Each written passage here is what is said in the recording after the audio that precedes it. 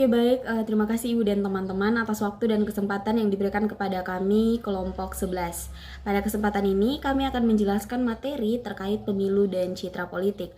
Sebelum itu saya akan memperkenalkan anggota kelompok. Yang pertama saya sendiri Helga Dor, yang kedua ada Dahniar Afifa, yang ketiga Presilia Meumanu, dan yang keempat ada Sevani Novalia Tafui.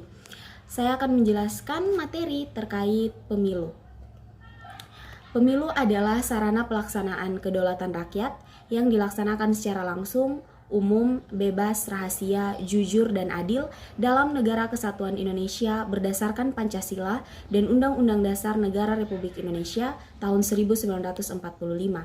Dengan kata lain, pemilu merupakan sarana bagi rakyat untuk menjalankan kedaulatan dan merupakan lembaga demokrasi.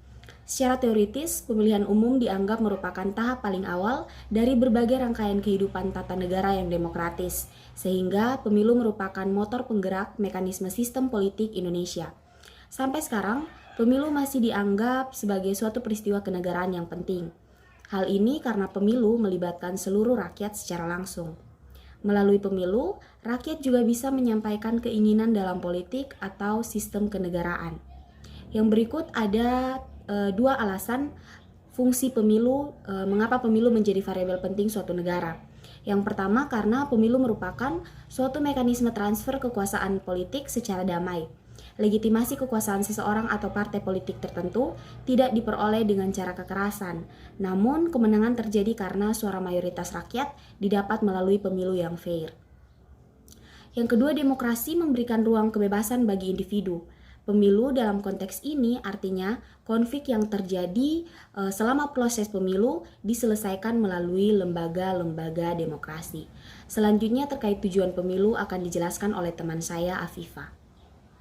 Adapun tujuan dari pemilu. Dalam pelaksanaannya, pemilu memiliki 5 tujuan, yaitu yang pertama, pemilu sebagai implementasi kedaulatan rakyat, yang kedua, pemilu sebagai sarana membentuk perwakilan politik, yang ketiga, pemilu sebagai sarana penggantian pemimpin secara konstitusional, yang keempat, pemilu sebagai sarana pemimpin politik memperoleh legitimasi, dan yang kelima, pemilu sebagai sarana partisipasi politik masyarakat.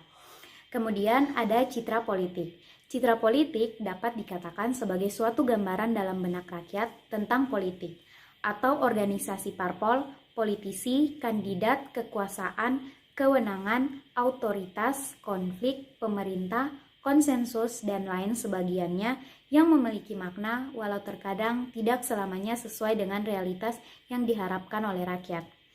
Citra politik itu tersusun melalui persepsi rakyat yang bermakna tentang gejala politik yang kemudian menyatakan makna tersebut melalui kepercayaan, nilai, pilihan, dan penghargaan yang terjadi dalam bentuk pendapat pribadi kemudian dikembangkan menjadi pendapat rakyat secara umum. Penjelasan lebih lanjutnya akan dijelaskan oleh teman saya Lia.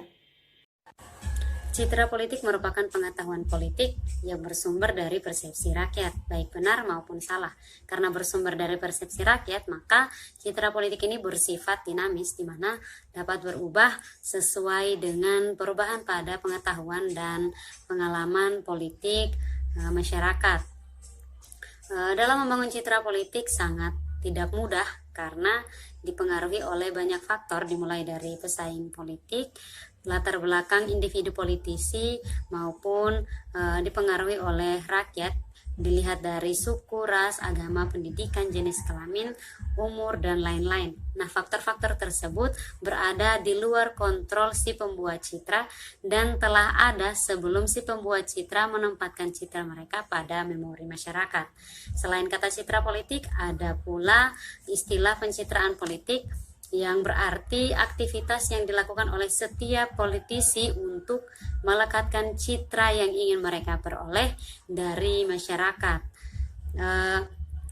Pencitraan adalah pekerjaan, sedangkan citra adalah hasil dari pekerjaan pencitraan tersebut. Ada pula istilah politik pencitraan yang berarti aktivitas atau kegiatan yang dilakukan oleh politisi yang hanya mengumbar janji-janji manis saja kepada masyarakat, atau dapat dikatakan bahwa sangat bertolak belakang dengan gambaran dari politisi bersangkutan yang sesungguhnya. Nah, berbicara mengenai citra politik, tentu ada hubungannya dengan popularitas, di mana semakin baik citra yang diperoleh oleh suatu lembaga atau individu, maka akan semakin meningkat popularitas yang didapatkan. Nah, untuk hubungan antara pemilu dan citra politik akan dijelaskan oleh teman saya, Stefani. Baik, saya akan melanjutkan materi selanjutnya tentang kaitan pemilu dan citra politik. Telah dikemukakan bahwa pemilu merupakan sarana penting bagi rakyat untuk menjalankan kedaulatan dan merupakan lembaga demokrasi. Dengan pemilu, rakyat bebas menyuarakan haknya untuk memilih pemimpin pemerintahan untuk mengurusi segala urusan pemerintahan bagi kesejahteraan rakyat. Dalam hubungannya dengan citra politik, maka pemilu sendiri merupakan tujuan yang dicapai dengan citra politik tersebut. Dengan kata lain, tujuan citra politik adalah untuk pemilu. Individu atau lembaga politik membentuk citra politik yang positif agar rakyat memberikan pendapatnya yang dampaknya itu akan dilihat pada pemilihan umum yang dilaksanakan. Citra politik yang baik akan meningkatkan popularitas. Banyak rakyat yang akan mengetahui individu atau lembaga politik dengan positif, maka akan berdampak bahwa akan banyak suara yang diperoleh individu atau lembaga politik tersebut saat pemilu dilaksanakan. Hal ini membuktikan bahwa citra politik menjadi strategi politik yang sangat menguntungkan individu dan organisasi politik. Sekian penjelasan dari kelompok kami.